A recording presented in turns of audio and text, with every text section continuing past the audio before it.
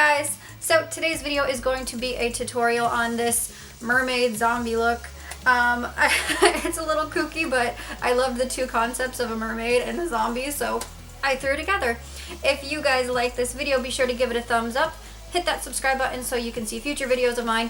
And also, if you guys have any suggestions of future looks that you guys want to see for the month of October, let me know. If you guys want to see more gore, more glam, let's do it. I'm up for the challenge. Alright, so let's just jump right into it.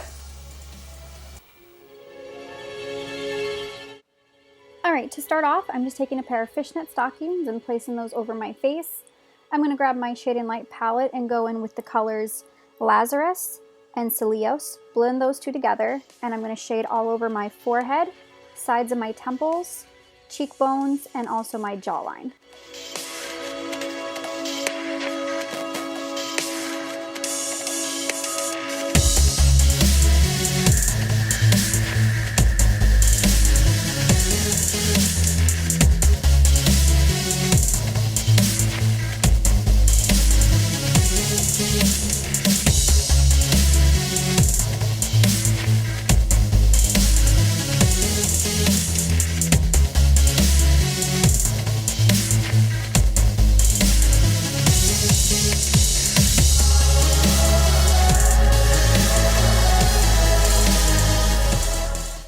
I want to create that same fishy type scaly print, so I'm bringing it down onto both sides of my neck, and I'm also going to bring it all the way down onto my chest, right below my collarbone, and then on the edges of my collarbone as well.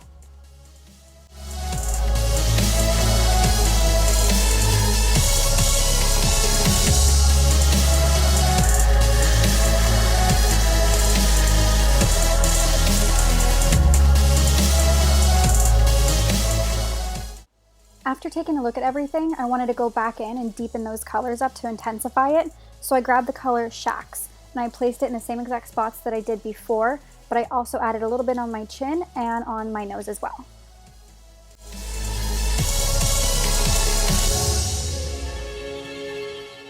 Dance break time, and then some brows.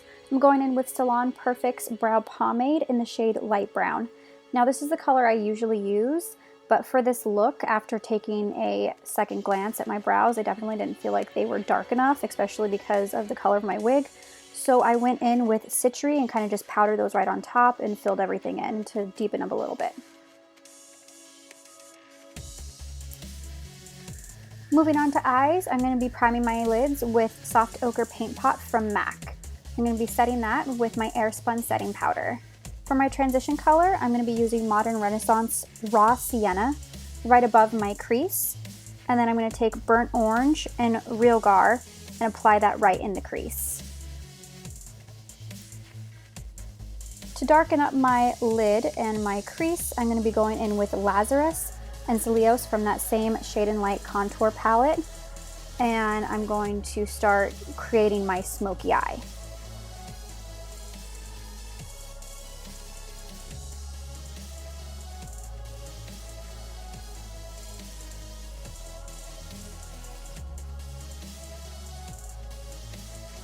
Going in with my black NYX Jumbo pencil, I'm going to apply that all over the lid, and I'm going to blend that out. Don't worry if it's messy. Then I'm going to take the color Shacks and pack that on all over the lid to make a really nice smoky eye.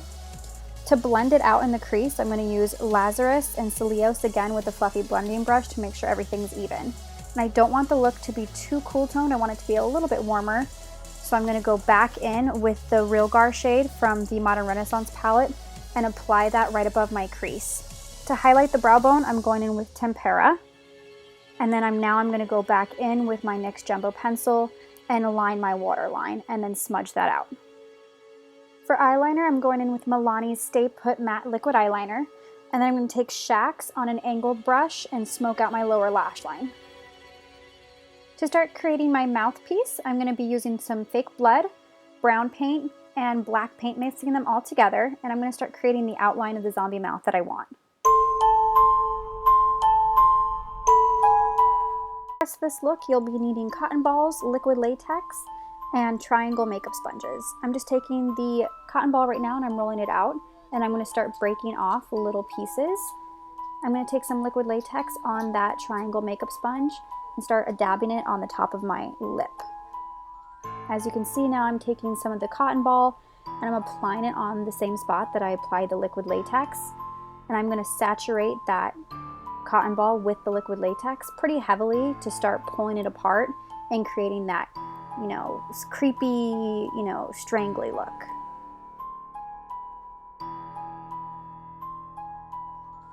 You're going to repeat this process all the way across the top of your mouth for however long you want the mouthpiece to be.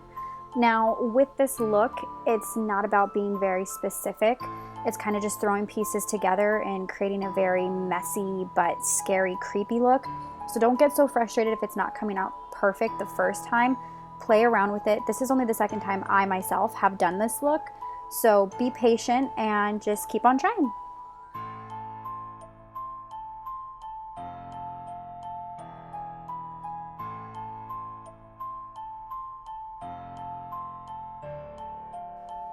You'll notice that I'm taking a spatula and I'm kind of spreading out the liquid latex and the cotton balls across the top of where I'm starting the zombie mouth.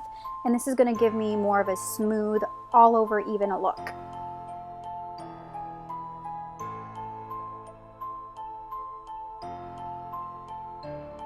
Sometimes you may need to go in with your spatula or just use your fingers to kind of break the pieces apart and start creating those little gaps.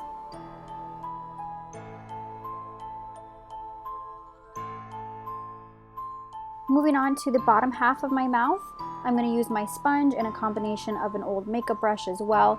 I'm going to be applying the liquid latex all over the bottom of my mouth. Same process as the top, and then also some of the pieces that were a little bit too long from the top, I'm kind of just gluing those down to the bottom of my mouth, and this actually made the whole process a lot easier rather than applying more cotton from the bottom going upwards. So maybe try that out and see if it helps you. If you applied too big of pieces, don't worry about it so much. You can just go in with your spatula or your fingers and kind of start breaking up little holes for the gaps that you'll be needing. And then also, if you feel like there are areas that you missed, don't be afraid to go in with small, thinner pieces and just add those right in.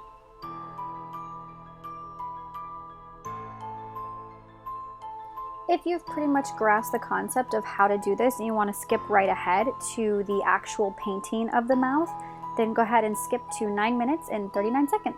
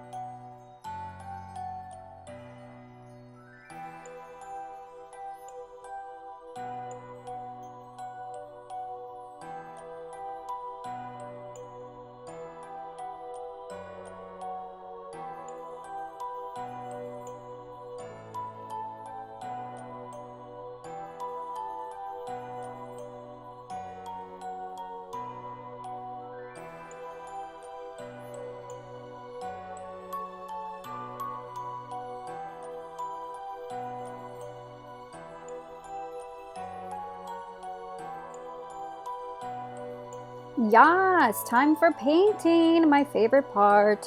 Okay, so I'm taking some fake blood and black paint right now. Mix those two together, and I'm literally just going right in those gaps that we made and applying that in all of it to give it that really dark, deep, bloody effect.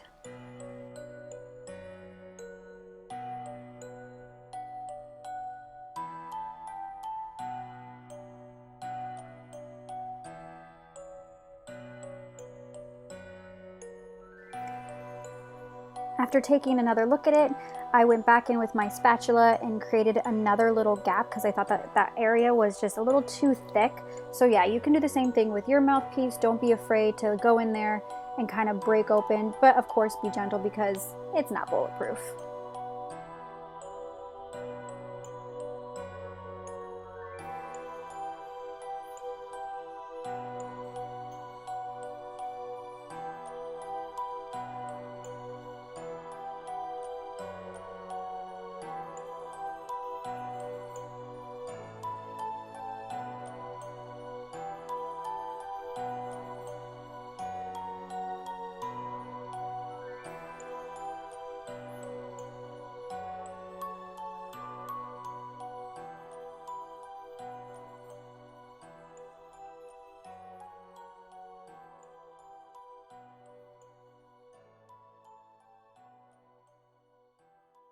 Now to start getting rid of all of that white and make it more flesh toned, I'm going in with a light to medium brown face paint and a fluffy blending brush.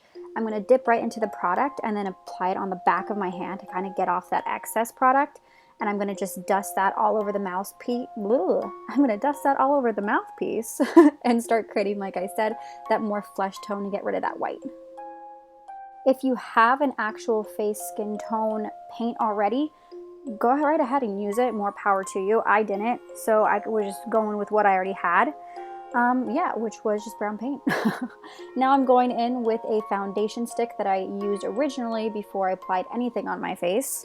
And I'm going around the edges, and I'm gonna just try and blend that out as best as I can. I probably, looking back, should have went with a little bit deeper of a foundation and not the exact foundation that I originally used, because the original foundation that I used was a very light foundation. I wanted that very light, pale skinned appearance without actually being white itself. But for the mouthpiece, I definitely would recommend going in with either like 2 shades darker, or, you know, just something that's a little bit darker than what your actual skin tone is, but not anything crazy. The fake blood that I purchased dried very quickly, so I'm pretty much right now just going back in with some more fake blood and black paint. Ooh, black paint? I can't freaking talk today. Excuse me, guys. Anyway, I'm going in with fake blood and some black paint again, going back in those holes, and I'm also going to go right above the gaps and kind of draw it upwards to give it more of that very cut and jagged appearance and make it really, you know, zombie-ish. To give it more of like a bruised, decayed feeling, I'm going in with a really, really deep purple eyeshadow, again on a fluffy blending brush, and I'm kind of just going around the edges of the mouth. Stay away from the, like, right at the edge where things need to be blended out, because I made that mistake and I went a little too far over, and yeah, it just wasn't good. So yeah, avoid that. Anyway, now I'm taking some pretty pearls and I'm gonna apply them right in the corners of my eyes and on the sides, you know, temples of my head. And yeah, let's do this. For the inner and outer corners of my eyes, I'm using a combination of the smallest and the next size up of pearls. And then for the temples, I'm using the second biggest size pearls. And I got this pack for, I believe, under $5 from Michael's. And don't forget, you can always use your 40% off coupon on retailmenot.com. That's it for this look, you guys. I hope you enjoyed watching this video. If you did, be sure to give it a thumbs up. And don't forget to subscribe so you can see next week's Halloween tutorial. And yeah, let's do some dancing. Bye guys, love you. Mwah.